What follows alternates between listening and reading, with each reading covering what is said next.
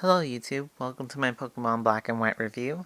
I got Pokemon Black version on launch day and have beaten the Elite Four on my game, so I'm going to give you guys my review. There are 150 new Pokemon in this game. Some are attractive, but I think many of them are ugly. No matter what you think of them, you'll find enough that you'll like to put on your team. These 150 new Pokemon will be the only ones you'll be encountering until after the Elite Four, and at that time that's when you'll see Pokemon like Pikachu. There are more version differences between Black and White than there's been in any other previous Pokemon games released, like Diamond and Pearl. There's a more 3D-ish look to the buildings in this game, and there's more zooming perspectives, which I enjoyed. Also, the Pokemon move, but with all these changes I just mentioned, it adds pixelation to many parts of the game, which is a disappointment. One small thing I noticed is when Pokemon are asleep in battle, their eyes actually close. Wow, it took them like 10 years or more to do that. Anyway, not that important. Battles are quicker in this game, which makes the whole process more fun. And there are new TMs, of course, but HMs and TMs don't go away after one use, so that's a great improvement. The story in this game is emphasized and is more serious, and also a bit different from the other Pokemon stories that have been in other Pokemon games. I do like the change. It isn't anything amazing, it won't wow you, but I do like the change.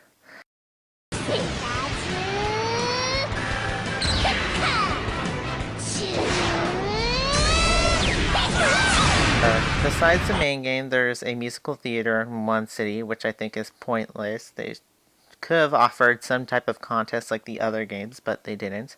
But what they did offer is a feature called the Dream World, where you can choose a Pokemon to go to sleep, and you can control them on the computer to decorate the inside of your house, grow berries, and this is where you can only grow berries, and also friend Pokemon that you discover in some grassy areas, and you can bring them to your game.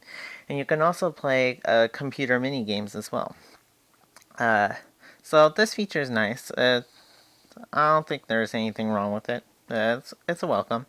Besides these, there's many small improvements that I can't mention all right now. There's too many of them, but if you play the other Pokemon games, you'll notice, oh, that's cool. There's just many small improvements, like there's doctors in random places, like if your Pokemon are at low health in a big cave, a doctor might be there and if you defeat him, he'll heal your Pokemon.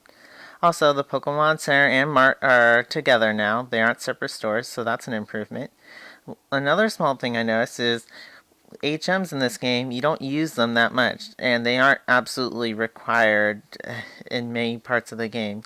The only time when you would need to use an HM is if you wanted some item, but overall, you barely used HMs, and you did barely any surfing, since now you cross bridges all the time. You don't need to surf anymore.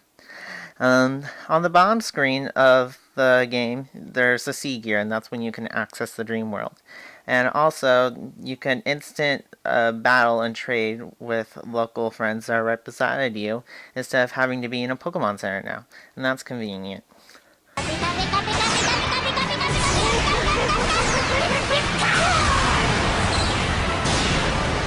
Another thing I noticed is when you reach to the Elite Four, you'll notice that the whole structure of it is different. I'm not going to give away any spoilers, but also it's a bit easier than all the other Elite Fours that have been in other games. That might be a disappointment to some who like the major challenge that the Elite Four offered, but it's not in this case. It's still challenging, just it's not as hard.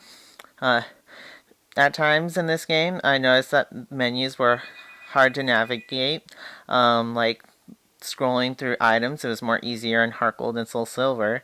And actually, when you use items, it will use up an item no matter if it has an effect or not. So, say for example, you want to use a lemonade on a Pokemon in battle, but you accidentally tapped on a Pokemon that had full health.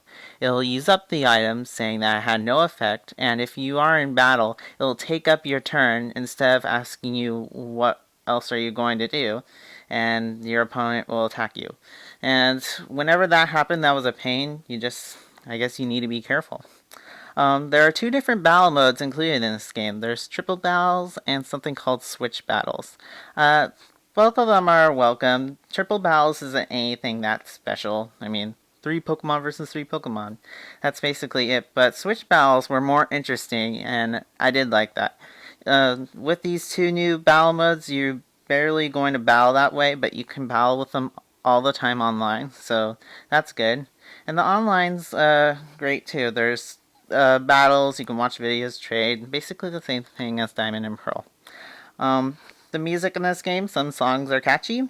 Another small thing I noticed is that you don't encounter much legendaries in this main 40-hour adventure. You encounter your first legendary around the Elite Four time. Unlike in Diamond, you encounter 4 legendaries before the Elite Four, so that's something you might want to know. And like all Pokemon games, this has lots of gameplay. It has 40 hours to get past the Elite Four, and then there's more after that. So that's my review for Pokemon Black and White. I'll give you guys the scores. I give the story a 7, the graphics and sound an 8, the gameplay a 9, and the improvements in the presentation a 9 as well. So my overall score is an 8.7. This is still a great and solid RPG. It's not changed that much. If you played one Pokemon game, you've played them all. And that's what I have to say about Pokemon Black and White. Thanks for listening and watching my review.